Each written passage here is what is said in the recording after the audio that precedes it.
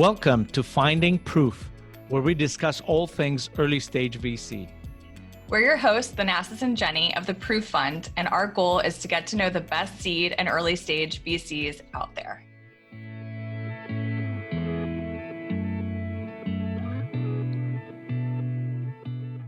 In this episode, we're spending time with Greg Gottesman, who's the managing director and co-founder of Pioneer Square Labs, which is a startup studio and venture capital fund based out of Seattle, Washington.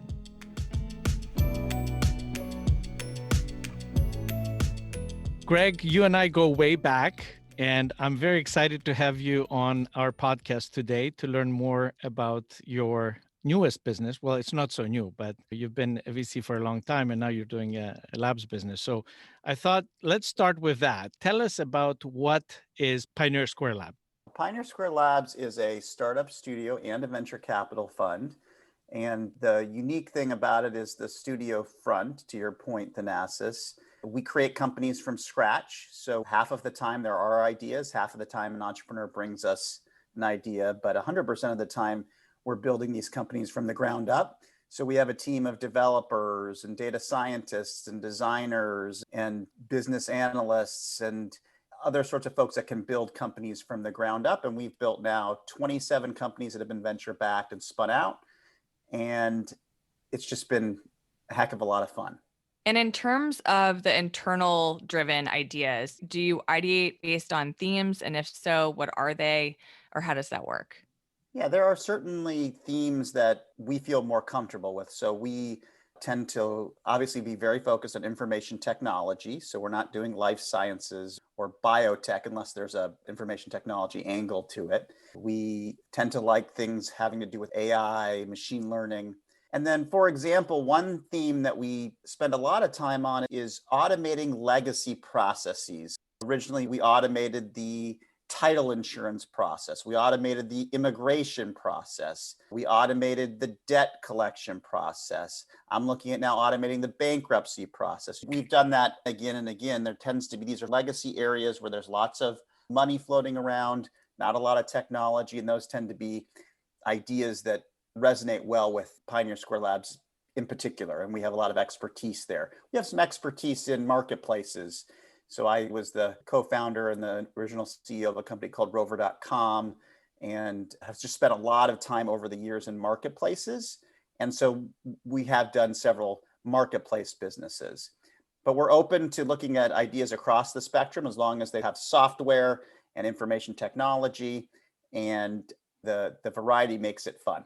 Talk a little bit about Rover.com, because if I remember correctly, that was part of the spark that got you thinking about a labs business, right? So tell us the story of, because you were a VC before with Madrona in Seattle, and then you kind of transitioned to Pioneer Square. What was the catalyst for that transition? Rover was certainly part of it. We had a family dog, Ruby, and we couldn't find anyone to watch Ruby. We were going out of town. Many of you who are dog owners may have had this experience, and we decided that we needed to take this particular trip. And so we had to, for the first time, leave her at a kennel.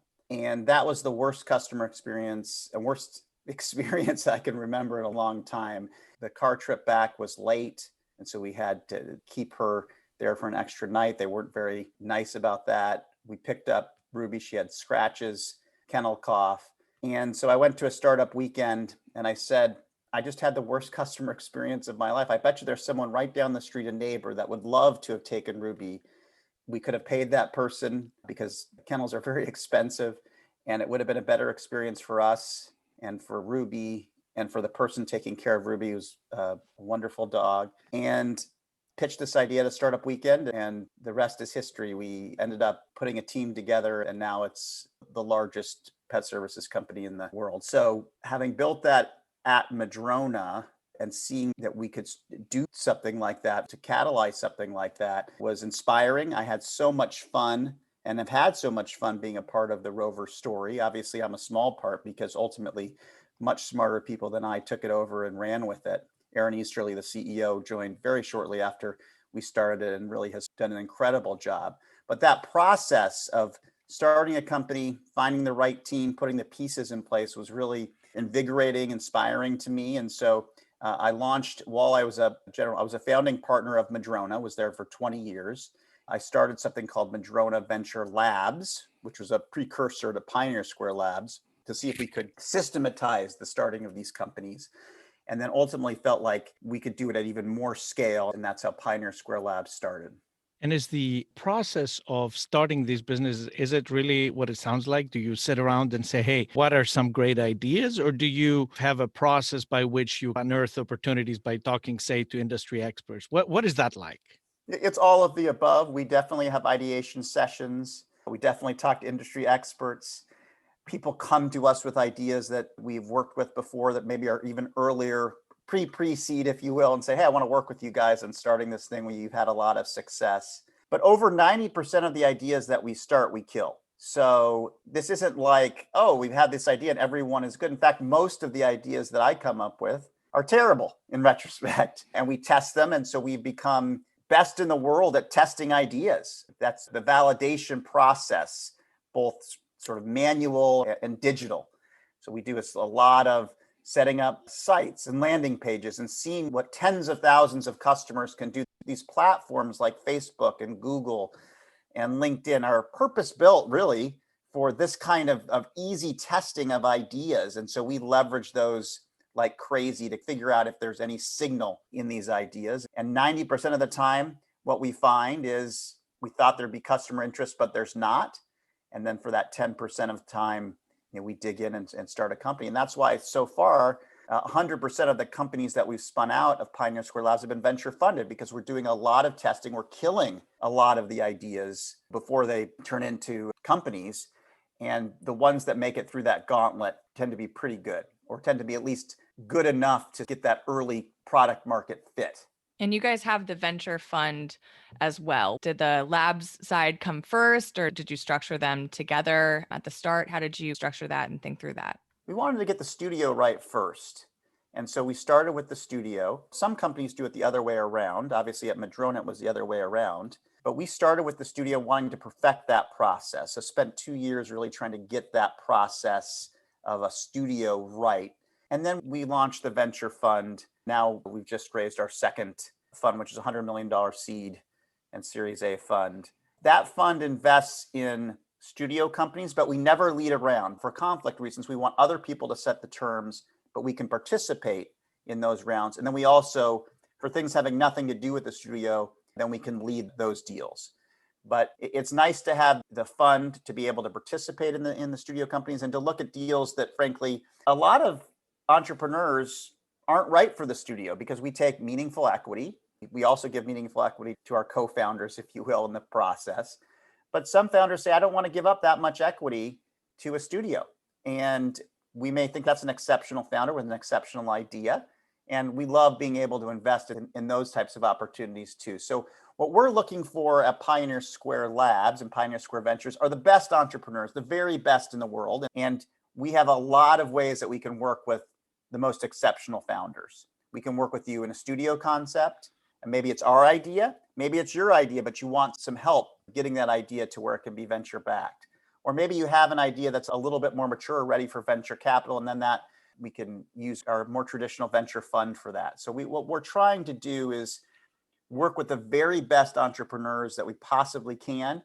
And if we do that, we think we'll be successful. Studio as a business was tried during the dot-com, and we all remember the internet capital group days with a lot of hype, and then it flopped. And so now it's come back, and there's a lot more of these type of businesses. So I'm curious, what do you think makes it a viable business model now and a viable approach to building businesses that you couldn't do, say, 20 years ago? Well, obviously things have changed. I think we're leveraging a lot of the tools and technology that weren't available there. I mentioned Facebook and Google and Amazon Web Services, and your ability to test and try out ideas is so much greater now than it was then. So we can try and have hundreds of ideas and really test and test. That was impossible before when you didn't have an Amazon Web Services. It was just much more expensive to try things. And so I do think it's different now. That being said, I think most studios will struggle. And I think the number one reason is what we've already talked about, which is not killing things fast enough. You have to be crazy maniacal about killing things that aren't working. And what will kill a studio quickly is if the opportunity cost of spending too much time on a bad idea. And most people that start these studios tend to be product people because product people love to build products and they fall in love with the product. And the worst thing in many ways that you can do as a studio, someone who's managing a studio, is to fall in love with a product or an idea, because you have to be able to take a step back and say, hey, relative to other things we can be spending our limited resources on, does this make sense? And so as venture capitalists and entrepreneurs and operators, I think we hopefully try to strike the right balance. We're not perfect. We have spent too long on a couple of ideas, and I regret that. But I think a lot of studios will keep pounding away on an idea that they should have killed many months ago. And that opportunity cost of not moving on to that next great thing is very significant. Makes sense. And you guys focus on the Pacific Northwest. Talk to us a little bit about that market and what the rationale was behind that. Well, so much of the success of a studio and a venture capital fund is about who you can invest in. And we have everyone involved in Pioneer Square Labs. I have a group of incredible partners who have built their lives and their careers and their venture capital careers in the Pacific Northwest. And so what I think we're best in the world at is starting companies in the Pacific Northwest. And so if you are going to start a company in Silicon Valley, honestly, I can't say that we're best in the world to help you with that. But I can say with confidence that if you are starting a company in Seattle or in the Pacific Northwest, we are the best firm in the world for you to work with. We are the best at recruiting talent. We're the best at getting those initial customers.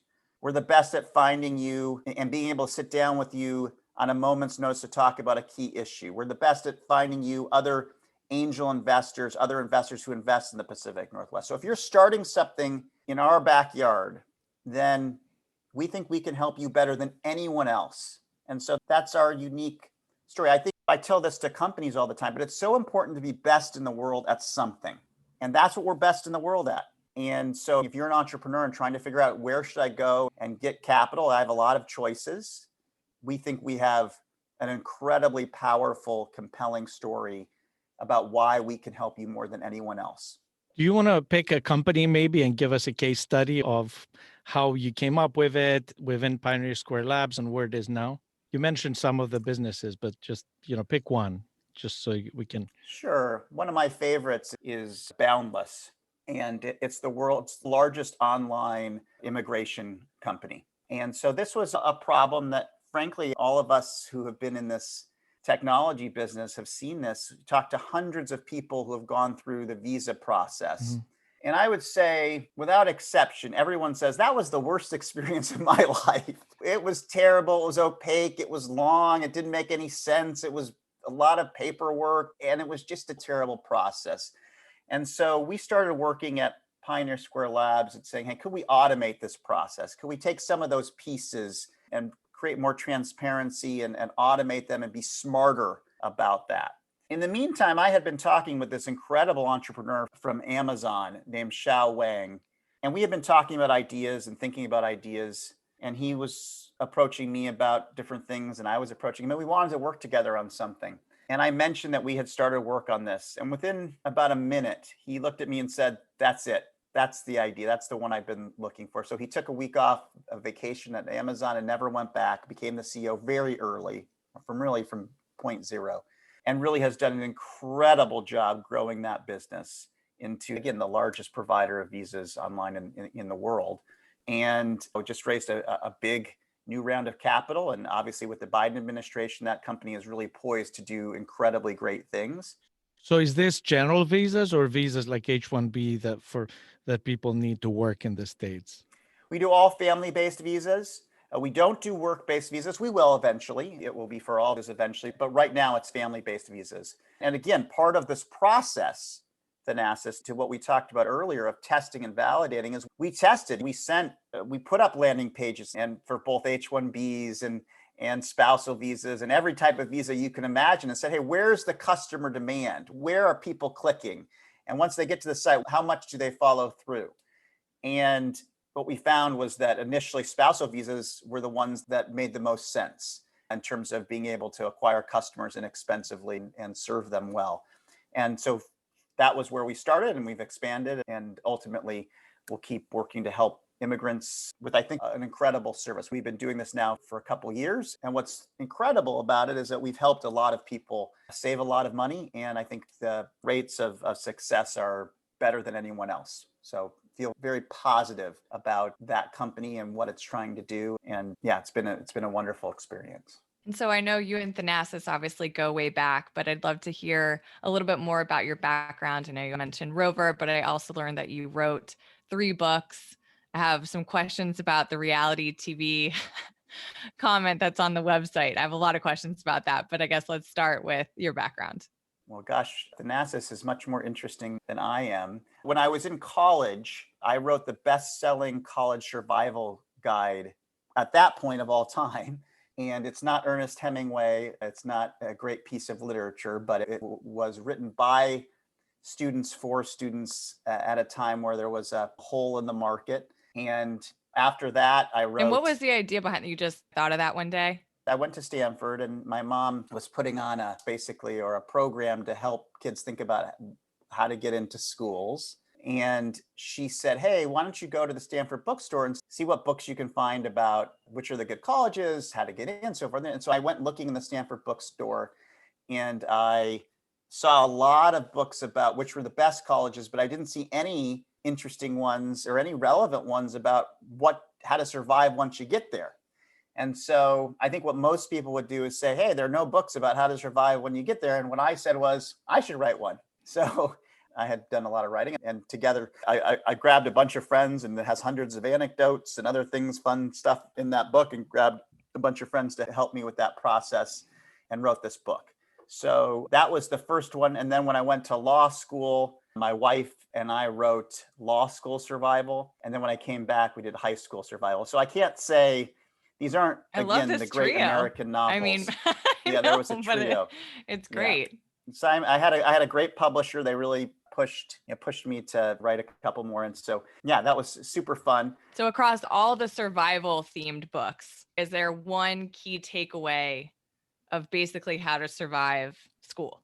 Well, first of all, the book is old now. Like, it still talks about, you would laugh reading some of the chapters at this point because it was published in 1991. But a piece of advice that I think still resonates with me, and I tell I have 2 kids now in college, is choose courses based on professors, not on the title of the course. And it sounds obvious to us on this podcast, but for most students, they don't think like that. They're like, oh gosh, that seems like it'd be a great course because it's in an area I'm really interested in, and the teacher might be terrible. And what you realize as you grow older is how important people are. Right. And how important the professor is. And a great professor can make the worst underwater basket weaving can be fantastic if you have the right professor. And so, for example, a tip is choose courses based on the professor, not on the title. But that would be a type of advice that you would give. That's a great tip. So you're a published author 3 times over, successful founder. What else? You've done a lot in your career, so I'd love to hear more. I also hopefully have tried to be a really good dad. That's really important to me. I've got 3 incredible kids and, an incredible wife. And I spend a lot of time trying to be a good dad. And my time, as is Thanasis, is running short here. I've got one who will be going into a senior year of high school, and then we'll be empty nesters. And it's bittersweet because as I think about the last 20 plus years of my life, other than spending a lot of time on work, that's been the most important thing, or that has been, including in work, the most important thing in my life. And I think this transition to not having kids anymore will be really interesting, I think, for those of us who are now, and I know Thanasis is facing this too, are now facing this new reality of, hey, we've got to reinvent ourselves a little bit and figure out what we're going to do with this extra time. And I hope that the next chapter can be as meaningful as the last one was. I've loved being a dad. I have 2 boys and a girl, and each one presents its challenges and its exhilarations. And I'll still obviously be a dad, but not having them home will be I have a feeling there's going to be a survival of empty nesting. Good idea. I mean, might as well. My wife, I said once to her, I said, hey, we should write the parenting survival. She's like, we're not any good at this, so we are definitely not going to write Sounds like you guys that. And are. she was totally right about that. So we do not have any expertise to share on that. What do you think about Gen Z? And as generations like millennials are very different than Gen Xers, and Gen Zs are even more different. Are these like longitudinal kind of differences? Do they play a factor in the things that you invest in or think about or problems to solve and all that? Do you have any thoughts on that? I think they do play a role. Like, for example, teenage girls tend to share a lot on social media. And so they're an interesting target market for certain kinds of consumer businesses. But that's an insight that if you were going to start a business and you needed to have something where you wanted to have a lot of sharing or virality, and you were thinking, should I go after teenage boys or teenage girls or moms? Or, I mean, so those are some insights that you might get. They have a different kind of mentality when it comes to work and expectations and the values that the workplace is supposed to have. And I think there is some conflict a little bit. I talked to a lot of CEOs who have younger folks, and I have them at Pioneer Square Labs. And one of the challenges is, for example, around the Black Lives Matter movement. I think, at least for me, I felt very strongly that there was something important there and that was happening. But then the question is, what do you do about it? And from our generation, Thanasis, it was very much about, before you tweet something, you do something, right? If I tweet something, it's typically like, hey, I've done this thing. I'm not opining on it until I've actually taken action. Whereas I think for this Gen Z, as you said, there's something about actually saying what you believe in as being important. And I was wrong about that. So for example, it took us a couple extra days to put out the Black Lives Matters tweet. And I think some of folks, for example, at PSL, I know at some companies were like, hey, say what you believe in. You don't need to actually have then taken action. What I hope is that that there can be a combination. So I think it's important to both say what you believe, and you can do that on Twitter, but then also take action to back up. And so what I've seen a lot, for example, with this new movement is a lot of tweeting and not a lot of action behind it. And so to me, I feel like it has to be both or you shouldn't do it. And that's a little different than this new generation. Sure. And so what we've tried to do is take real action steps behind that. As long as we're going to say we believe or have this set of values, then we've got to back that up with real action steps. And my sense is that as you realize that as you move on in life, that it's not just about what you say, but it's also the underlying actions that you take to support those things. And one of the things I try to say is, hey, if we're going to say these things, or if a company is going to say these things, then you have to measure it, you have to back it up, and it has to be meaningful. My grandmother used to say, silence is golden, which she used to say, if you don't have anything productive or thing to add to the conversation, you don't necessarily need to say it. I think that's different. So I just think about my grandmother, who was this incredible woman, way ahead of her time. And she was just so adamant about, hey, if you're going to speak, back it up. Yep. And so I struggle a little bit with that and how to get that right. And I'm sure I mess up a lot on that. You touched on the importance of people and working with the best founders. What distinguishes the best founder in your mind in terms of certain characteristics and all of that? Yeah, so I wish if there was an answer, then this venture capital thing would be pretty easy if there was a specific answer. But what I look for is a history of excellence in past endeavors. I think there's no substitute for calling people that have worked with a person directly, getting a sense, is this person a star? Are they a hard worker? Are they smart? Do they have self-awareness so that they can improve and build a smart team around them?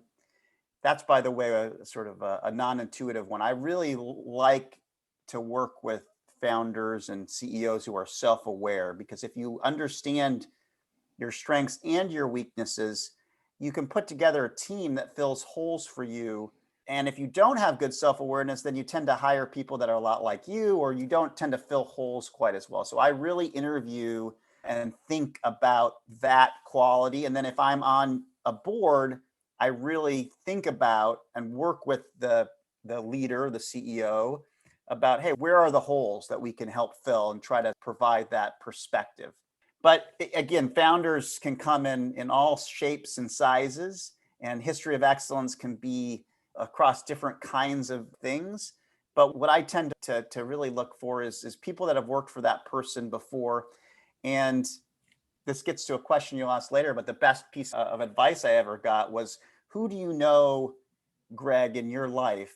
This was from Ted Dintersmith, who was a venture capitalist. And he said, who do you know, to a group of us, who do you know that if they came to you and said, I'm going to start a company, that without hearing another word, you'd reach into their back pocket, pull out a checkbook, write a $25,000, $50,000 check, something meaningful, hand it across the table and say, what's the idea? In other words, who's so incredible that you would invest in that person without even knowing the idea that he or she was going to be working on. And to me, there's something tangible, but also intangible about that. And so that's what you're looking for, people that you would bet on no matter what. So when I'm interviewing or doing reference checks, I always ask that, would you bet on this person?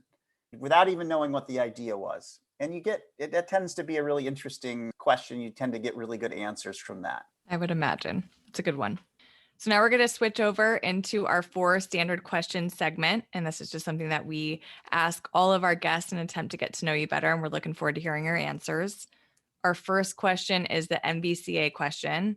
The National Venture Capital Association advocates for public policy that supports the venture community and the American entrepreneurial ecosystem.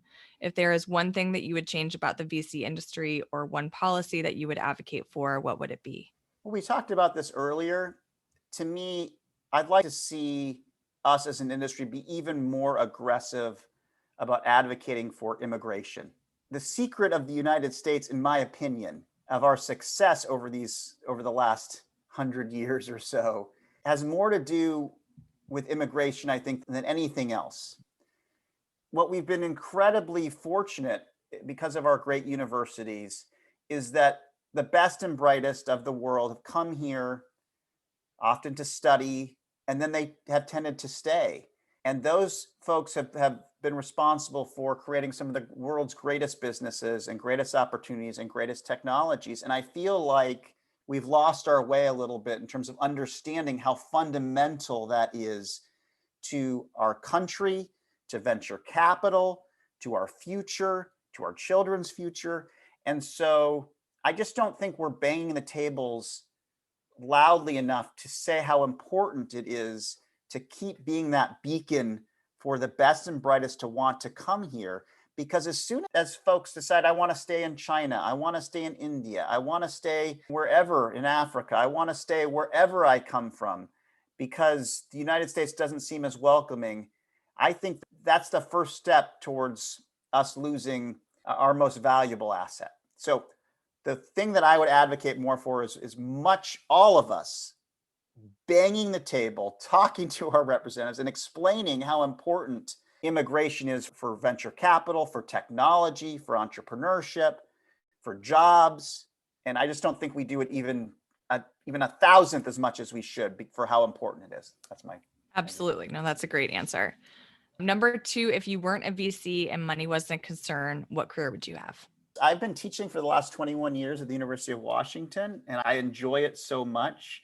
I probably would say I teach entrepreneurship.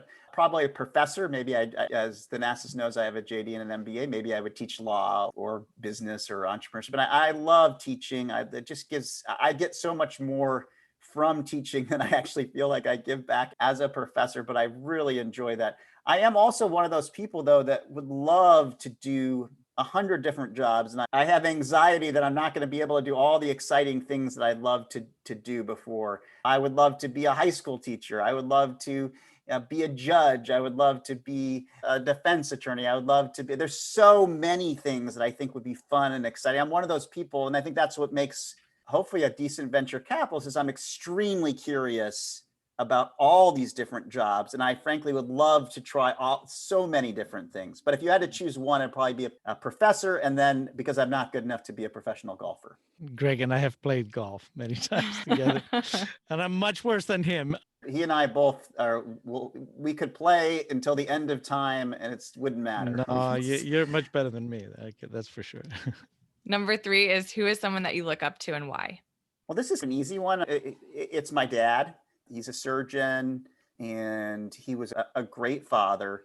And what I think is special about him is that I've learned from him is so generous with his time and so supportive of obviously I have two brothers, of all of us growing up, and then of his grandchildren. And I just admire how he prioritizes family and his time in a way that makes me feel special and makes his grandchildren feel special, and how generous he is around that. And it's something I aspire to be like him as a dad and like him as a grandfather, if I'm so lucky. I'm sure he's exceptionally proud of you. Number 4 is, what's the best piece of advice you've ever received? Well, we talked about that earlier. I have another one. To me, everything is about people. Mm-hmm.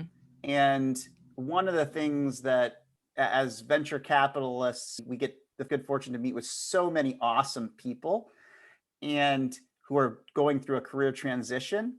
And most of the time, I don't think they don't prioritize what they're looking for in the right way. Most of the time, it's about, what company should I work for? What job title should I have? What's the compensation going to be?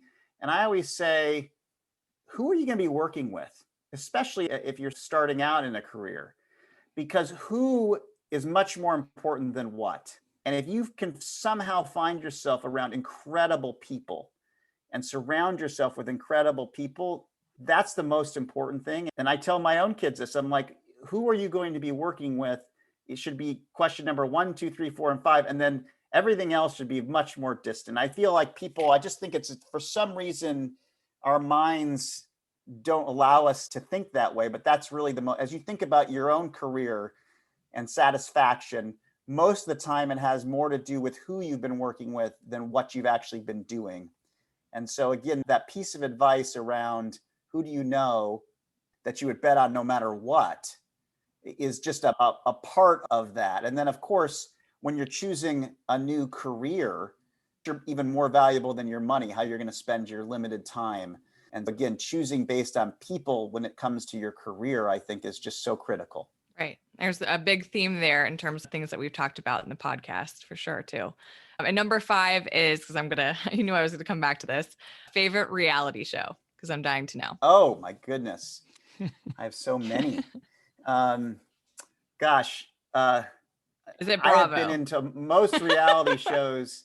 I like the ones like that. Recently, I've been into the survival ones. I watched pretty much all those. Those are great. Where you get put in some faraway place, and then how long can you survive?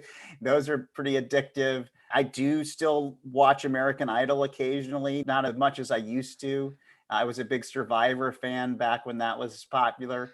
I don't know. It's fun to sit down with, and sometimes, especially if you can do it with some family members and you can poke fun a little bit. And the other one I watched recently, which was really good, was the therapy one on, I think it was on Showtime, or where it's the clinical therapist and it digs in deep to all these people's relationship. That was a fun one too. So you can see that, yes, I still watch a little reality TV, and I think it can be fun in doses for sure. Yeah, absolutely.